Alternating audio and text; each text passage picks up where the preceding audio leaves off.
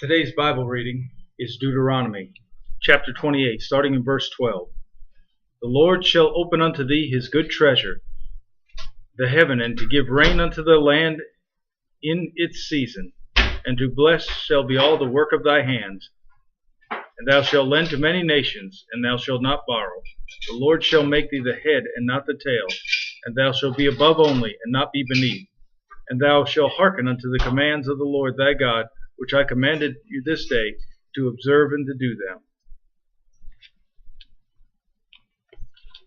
Now let's go over to John 10:10.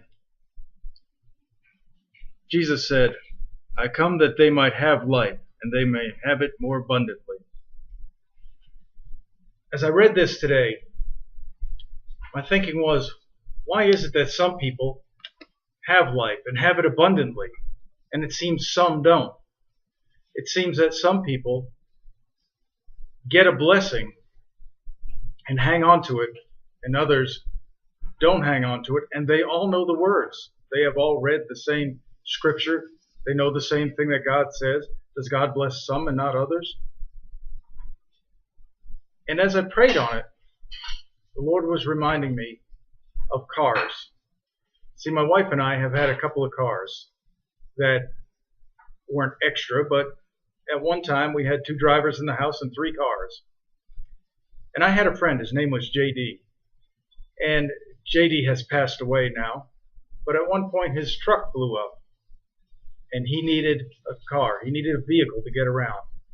And I said to my wife, why don't we let JD borrow the car for a while? And this was the extra that we had. It's always nice to have a little extra. And my wife, because of the Christian she is, she said, no, let's give it to him. So I went and saw JD, and I said, JD, here's this car. And I said, it was a Volvo. And I said, you can have this car. I said, here it is. And I said, it's on our insurance, and the tags are on us right now. Whenever you're ready, we'll turn it over to you. Well, JD drove it for a couple of weeks, maybe a month.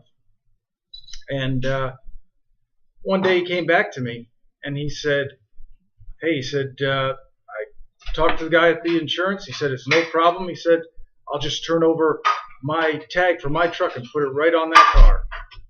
And I said, great. He said, all I need is to have the title turned over to me.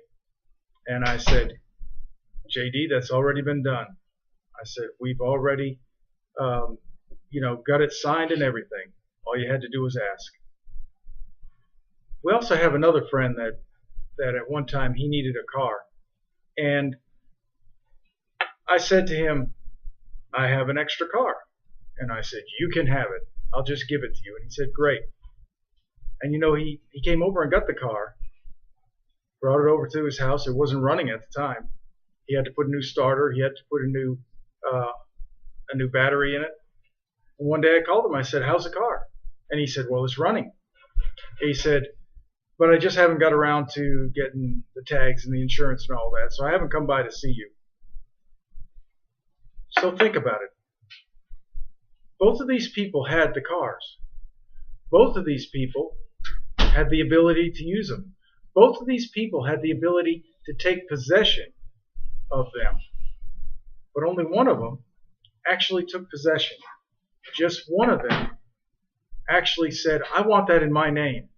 He was using it, he was driving it, and he said, I want that to be totally mine. I want it in my name.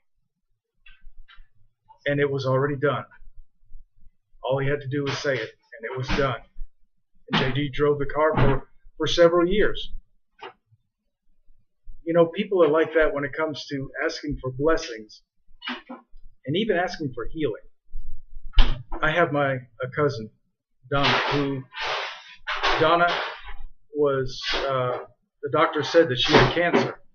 And Donna, being a good Christian Catholic, she said, I am going to pray about it and I'm going to believe in it. And her and I started believing that she was healed. And Donna went through all the stuff that the doctor told her to. She went through chemotherapy and all that stuff that made her sick and all, but she kept saying, I'm going to be healed. And I said to her one time, and I even put a video on that said, Donna, I'm here in North Carolina, and I'm sending blessings to you. I'm sending healing. I'm throwing it out there. It's up to you to catch it. And Donna caught it. She caught it. She possessed it. She put her name on it. She said, I've got it. She claimed it. And Donna called me one day and she said, took my last chemotherapy. She said, I am cancer free. You see, she took possession. She accepted it. She not only heard the words, she took possession of it. She said, that's mine. I'm putting my insurance and my license plate on it. I'm taking that. And she took it. She took possession. And you know, it didn't happen right away. There are times when she had gotten sick. She still gets the flu like anybody else. But when Satan comes on her and says, hey, you're not healed, she has already taken possession. She said, no, that's mine. I've taken possession. I have another friend who has had cancer in the past, and she was in remission.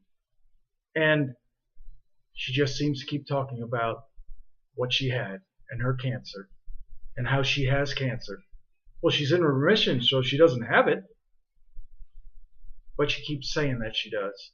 And she has decided that she is not taking possession.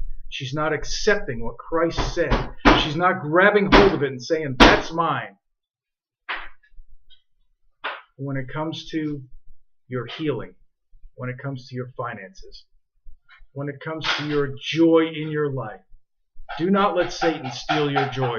Because the scripture says in John 10:10, the first part says, the thief comes to steal, kill, and destroy. You know Satan's out there to steal, kill, and destroy. But God is out there so that you might have life and have it more abundantly. Now it's your choice. Are you going to grab hold of it? Like JD did? Like Donna did? Are you going to grab hold of it and say, that's mine? I take possession. I'm going to sign on the dotted line and I'm going to put my name on it and I'm going to take that for me. I'm going to put my license plate and my insurance because that's mine. And when somebody says, well, you can't drive that because it's not really yours, I'm going to say, no, it was given to me and I'm driving it on home. That's mine. Today's your choice. You choose. Have a blessed day.